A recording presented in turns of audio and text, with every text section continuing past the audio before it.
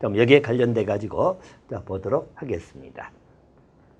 자, 4번 문제로 가도록 하겠네요. 자, 순수 위험입니다.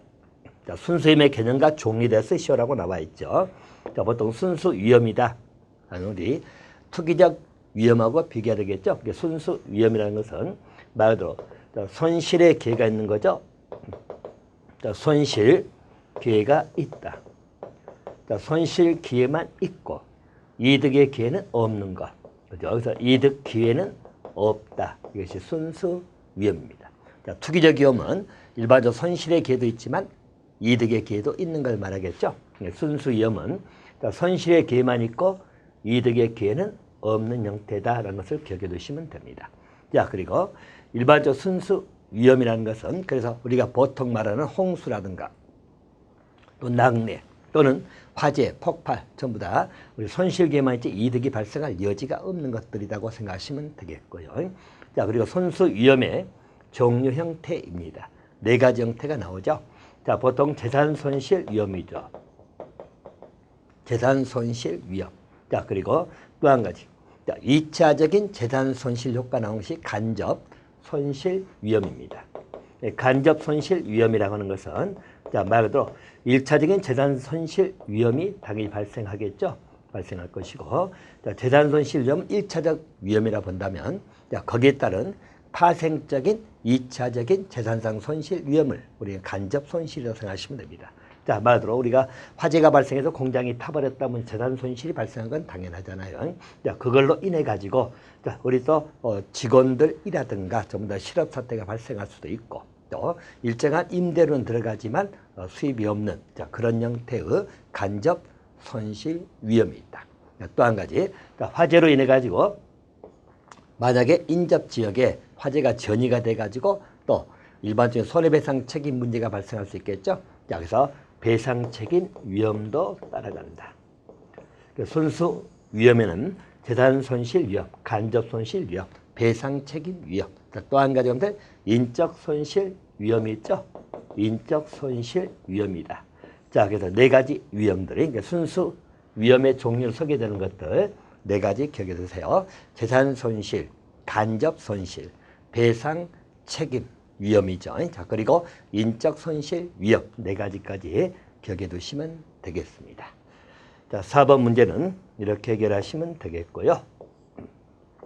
자, 5번 문제로 가겠습니다. 자, 위험이 미치는 범위. 자, 한마디로 위험의 대상에 관련된 내용들이죠. 자, 그래서 위험 미치는 범위, 다시 말하면 특정 인에게 한정될 거냐. 다시 말해서 우리 피해 당사자에게 한정된다는 표현 나오죠. 매우 제한적 손실을 초래하는 위험이다. 이런 걸 우리가 특정적 위험이다. 그래서 대상 자체가 한정됐다. 그러니까 특정인에게 보통 발생한다. 그래서 여러분들 우리가 주택 화재가 발생했다 등등. 그러니까 또 우리 가족의 사망 문제 이런 건 전부 다 특정적 위험이다. 이렇게 봐두시면 되겠네요.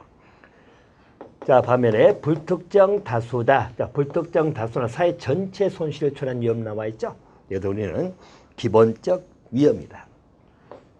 자, 기본적 위험은 폭동이 발생했다, 코로나 사태가 발생했다 등등이죠. 대규모 파업이 발생했다 등등. 사회 전체에 미치는 손실을 기본적 위험이다. 자, 특정인에게 보통 미치는, 즉 대상 자체가 피해 당사자 한정된다고 나와 있죠. 특정인에게 미치는 것을 보통 우리는 특정적 위험이다. 자, 이 중에서도 보험에 적합한 위험은 당연히 특정적 위험이 되겠죠. 기본적 위험은 사회 전체에 미치는 손실이기 때문에 우리가 손액 산정도 어렵잖아요. 자, 그래서 특정적 위험인 특정 당사자에게 보통 미친다. 자, 그런 기억을 기억해 두시면 됩니다. 자, 위험의 분류입니다. 자, 위험의 분류 중 보험에 적합한 위험. 자, 아까 우리 정리를 한번 해드렸습니다만은 일반적으로 보험에 적합한 위험 4가지를 쓰셔 나와 있죠. 자, 우리 주관적, 객관적. 자, 그 위험에서는 객관적 위험이죠. 순수 위험, 투기적 위험 중에 순수 위험. 또 특정적이냐 기본적 특정적 위험. 또 정태적이냐 동태적일 땐 정태적 위험이죠. 그래서 적합한 위험은 4가지.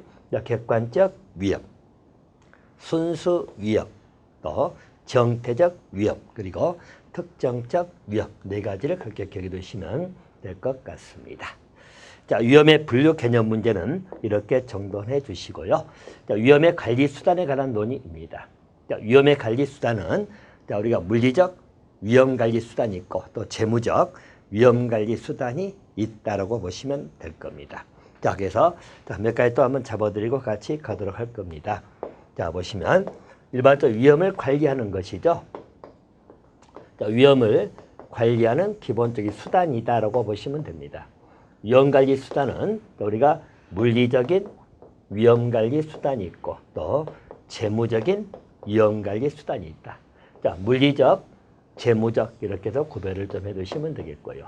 자, 물론 물리적인 것은 보통 한 6가지 정도를 제시를 하고 있죠. 우리 업무방법서에서는. 그래서 일반적으로 현재 우리는 업무방법서 바로 기본서이기 때문에 그 내용 중심으로 정돈해 주시면 됩니다. 물론 이것 말고도 많은 이론이 있을 수는 있어요. 하지만 일단 업방의 비중 가지고 정돈한다 이렇게 봐두시면 됩니다.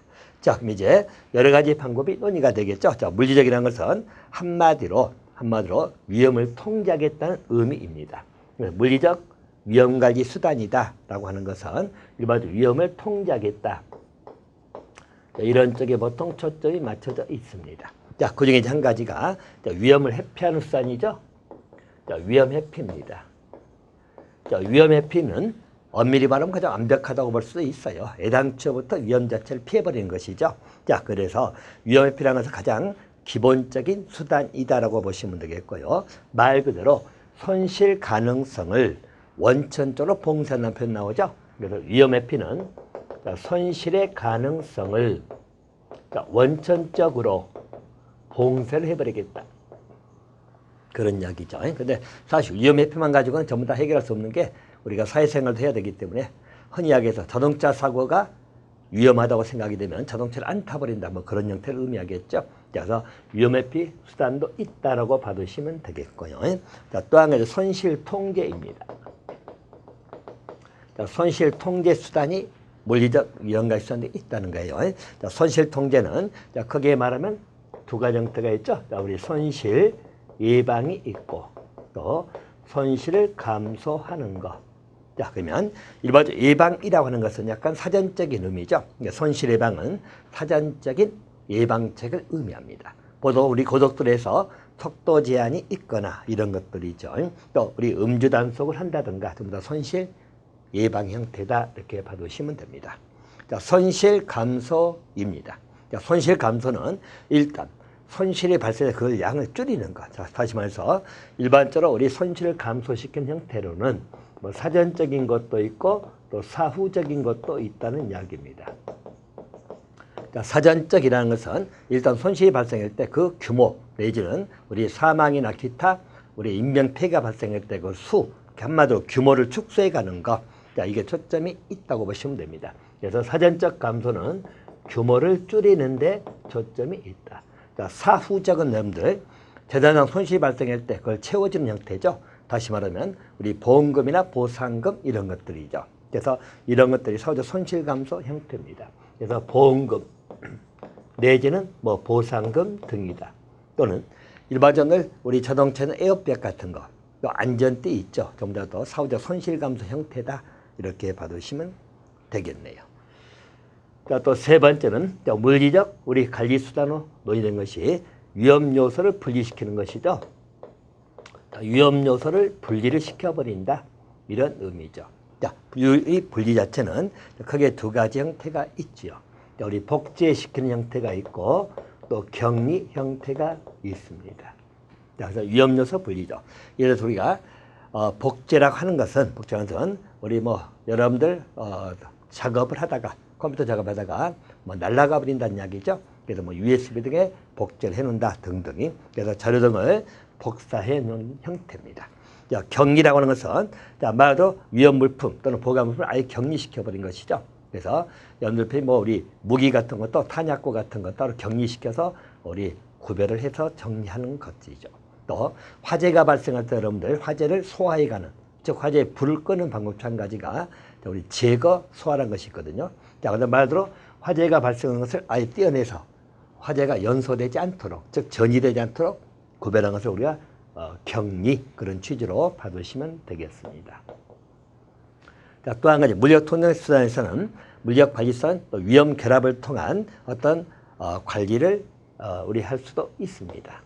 자, 위험 결합을 통한다는 말의 의미는 말 그대로 여러분들 대표적인 것이 물리적 수단에서 나오는 것은 제품을 다양화시키는 것이죠. 그래서 제품을 좀 다양화시키는 방법을 쓰고 있다.